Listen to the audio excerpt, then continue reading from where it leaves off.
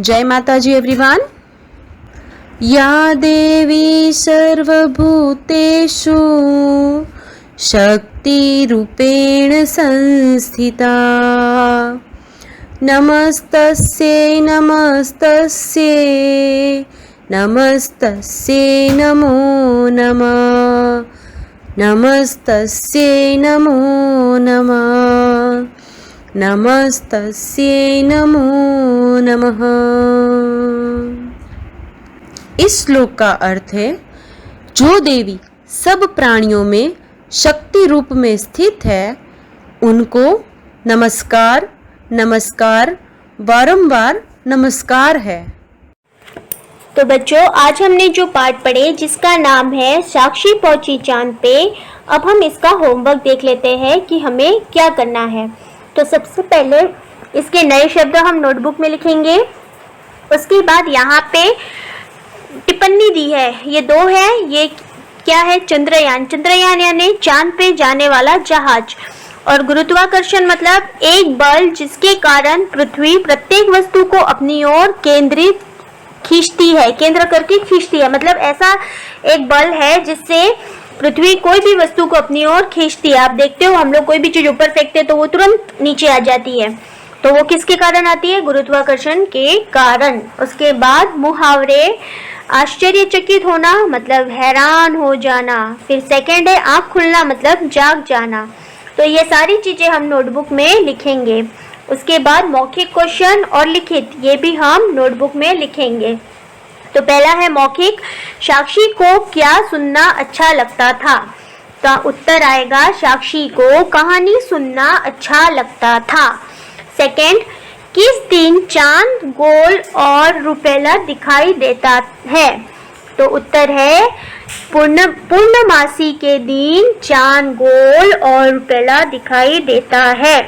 फिर थर्ड है चंद्रमा किसके चक्कर लगाता है?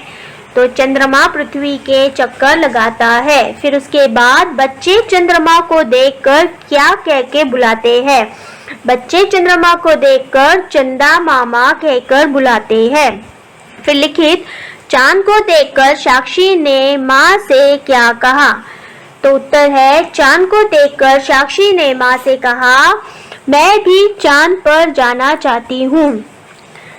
फिर चांद की ओर जाते हुए साक्षी ने क्या देखा? तो चांद पर जाते समय साक्षी ने देखा चांद अपनी दुधिया चांदनी से धरती पर प्रकाश कर रहा है। थर्ड क्वेश्चन, चांद की धरती पर सबसे पहले कब और किसने कदम रखा? तो चांद की धरती पर सबसे पहले 21 जुलाई 1970 को अमेरिका के नील आर्मस्ट्रॉन्ग, एडविन ऑल्ड्रिन और कॉलिंस ने कदम रखा। फिर नेक्स्ट है, चांद पर जाकर हर चीज हल्की क्यों हो जाती है? तो उत्तर आएगा चांद पर जाकर हर चीज इसलिए हल्की हो जाती है क्योंकि वहाँ गुरुत्वाकर्षण शक्ति बहुत कम है, जिसके कारण हम किसी को हाथ से उठाना चाहे तो आसानी से उठा सकते हैं। अब इसके बाद की जितनी भी एक्सरसाइज है वो हम टेक्स्ट बुक में करेंगे। फर्स्ट है मतलब सेकंड क्वेश्चन से, सेकंड क्या है? जो राइट आंसर है उसके आगे हमें टिक करना है। तो फर्स्ट, साक्षी खिड़की से किसे निहार रही थी? निहारना मतलब देख रही थी, तो किसे देख रही थी? चांद को। चंद्रमा किसके प्रकाश से चमकता है? तो चंद्रमा सूरज के। फिर पृथ्वी से चांद की दूरी कितनी है? तो 4 लाख किलोमीटर है। फिर प्रश्न 3, किसने किससे कहा? आज पूर्णमासी है इसलिए तुम्हें चांद गोल रुपेला दिखाई दे रहा है। तो यह सेंटेंस किसने कहा था? माँ ने साक्षी से। फिर सेकंड, मैं एक उपग्रह हूँ और पृथ्वी के चारों ओर चक्कर लगाता हूँ। तो यह सेंटेंस चंद्रमा ने साक्षी से कहा था। फिर थर्ड, देखो ना कितना सुंदर है चांद, बिल्कुल गोल और चमकीला। तो यह वाक्य साक्षी ने अपनी माँ से कहा था। फिर भाषा की बात, तो यहाँ पे हमें क्या करना है? प्रविशेषण शब्द को गोला करना है। तो प्रविशेषण यानी क्या होता है कि उन वाक्यों में जिसमें हमें विशेषता की भी, ऐसे शब्द जो हमें विशेषण शब्दों की भी विशेषता बताते हैं, उन्हें प्रविशेषण कहते हैं। जैसे देखिए यहाँ पे धरती बहुत सुंदर दिखाई दे रही है, तो हमें पता है कि धरती सुंदर है, लेकिन उसकी और क्या, उसमें हमने क्या लगा दिया, बहुत, यानी उसकी और विशेषता, सुंदर थी लेकिन साथ साथ में और बहुत लगा दिया तो और उसकी विशेषता बढ़ गई। तो ये जो बहुत शब्द है वो क्या है, हमारा प्रविशेषण। फिर साक्षी बुद्धिमान लड़की है, तो इसमें हमें पता है साक्षी बुद्धिमान है, तो साक्षी की विशेषता क्या बता रहे हैं हम, बुद्धिमान। लेकिन इसी वाक्य में मैं अगर अत्यंत लगा दूं, अत्यंत मतलब और बहुत, तो अत्यंत हो क्या हो गया, बुद्धिमान की भी विशेषता हो गई है ना। तो अत्यंत वर्ड क्या हुआ, हमारा प्रविशेषण हो गया। तो ऐसे शब्द जो विशेषण शब्दों की भी विशेषता बता रहे हैं, उन्हें शब्दों को प्रविशेषण कहते हैं। तो यहाँ पे हमें जो प्रविशेषण शब्द है उसको गोला करना है। फर्स्ट है, यह आम अधिक मीठा है। मीठा है हमें पता है, लेकिन कैसा है, अधिक, बहुत ज्यादा। तो अधिक को क्या करेंगे, हम गोला करेंगे। फिर सेकंड, अनन्या अधिक परिश्रमी है। तो परिश्रमी है, हार्ड वर्कर है, पता है, लेकिन कैसी है, और अधिक वर्ड क्या हो गया, हमारा प्रविशेषण हो गया। फिर पिकनिक पर लगभग 30 लड़कियां हैं, तो लगभग क्या हुआ, हमारा प्रविशेषण। साक्षी को कहानी सुनना बहुत अच्छा लगता है, तो बहुत क्या हुआ, हमारा प्रविशेषण। ठीक है। फिर उसके बाद विलोम शब्द, विलोम यानी ऑपोजिट, तो बुरा का क्या होगा, अच्छा। असफल सफल, साधारण असाधारण, अप्रसन्न प्रसन्न, भारी हल्का, आकाश धरती, अंधकार प्रकाश, अविश्वास विश्वास। फिर प्रश्न 3, विशेषण शब्दों के लिए सही विशेषण चुनकर राइट लगाइए। तो शक्ति, शक्ति के लिए क्या आएगा, गुरुत्वाकर्षण शक्ति, तो यहाँ पे हम इसे टिक करेंगे। पोशाक, पोशाक यानी उसकी विशेष, एकदम अलग प्रकार का, तो क्या होगा, विशेष। चांदनी, चांदनी के लिए क्या आएगा, दुधिया। पर्वत, पर्वत कैसे थे, ऊंचे। चांद, चांद के लिए क्या आएगा, गोल। ठीक है। फिर उसके बाद नेक्स्ट क्वेश्चन है, विज्ञान शब्द में वी जोड़कर तथा सफल शब्द में स जोड़कर बने हैं, तथा वी तथा स जोड़कर 4 नए शब्द बनाइए। तो ज्ञान जो था उसके आगे हमने वी लगा दिया, तो क्या बन गया, विज्ञान। फिर यहाँ पे फल था, फ और ल, फ के आगे हमने स लगा दिया, तो क्या बन गया, सफल। सफल यानी किसी भी काम में हमें सफलता मिलती है वो। ठीक है। और विज्ञान यानी साइंस। तो इस तरह हमें यहाँ पे वी और स जोड़कर दूसरे नए शब्द बनाने हैं।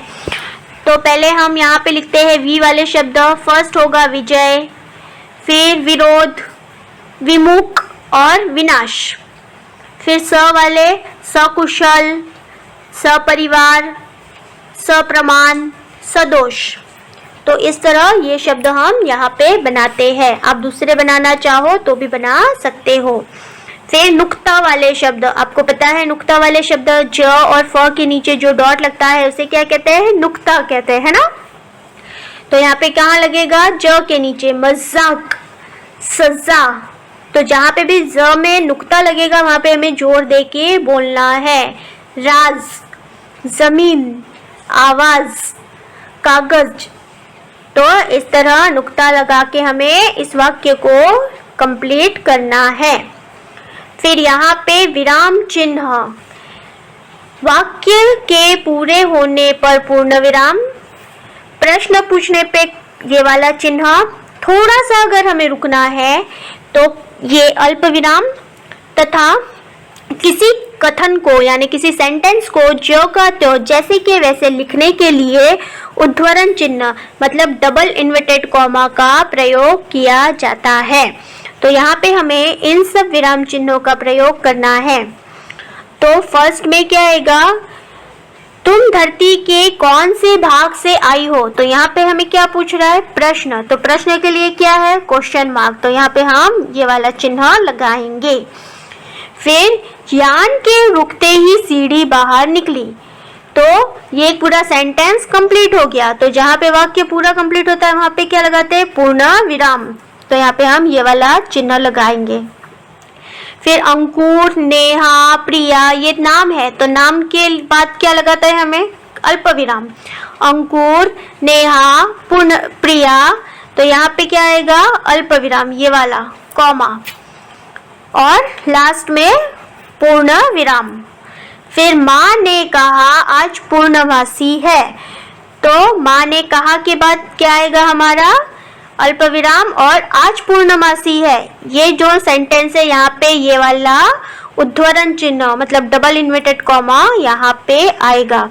और है के बाद पहले हम क्या लिखेंगे, पूर्ण विराम लगाएंगे, उसके बाद अल्प अर्ध उद्धरण चिन्ह मतलब डबल इन्वर्टेड कॉमा लगाएंगे।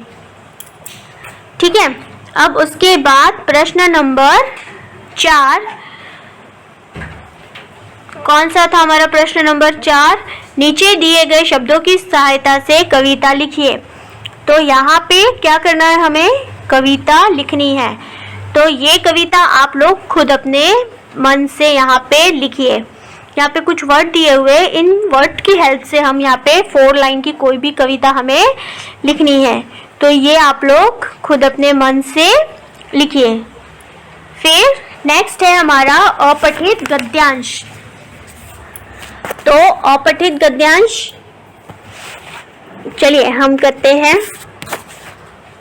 ये वाली कविता मैं बोलती हूँ, अगर आप लोग ऐसा लिखना चाहो तो लिख सकते हो, या फिर आप अपने मन से भी लिख सकते हो। पहला क्या आएगी कविता, चंदा मामा के ऊपर।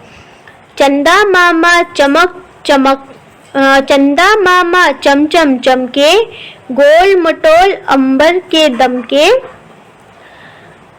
पंख समेटे सूरज है सोता, रात में जब चंदा है आता, रात दिन रहता ये खेल। फिर लास्ट में गगन में सब खेले खेल। तो ये कविता यहाँ पे जो मैंने बोली, आप ऐसे भी दूसरी कविता बना के लिख सकते हो। फिर अपठित गद्यांश, तो चलिए इसको पढ़ते हैं। बच्चों हमें चांद चमकता हुआ दिखाई देता है, परंतु चांद का अपना प्रकाश नहीं होता। यह सूरज के प्रकाश से चमकता है। चांद का एक हिस्सा सदैव सूर्य की ओर होता है, इस कारण आधे चांद पर प्रकाश रहता है और आधा चांद अंधेरे में रहता है। उसका प्रकाश वाला हिस्सा धरती से कभी कम तो कभी ज़्यादा दिखाई देता है। यही कारण है कि चांद हमें घटता बढ़ता दिखाई देता है। तो ये पैराग्राफ था। अब इसके क्वेश्चन है, कौन सूरज के प्रकाश से चमकता है। तो उत्तर है चांद। चांद का एक हिस्सा किस ओर होता है, तो सूरज की ओर।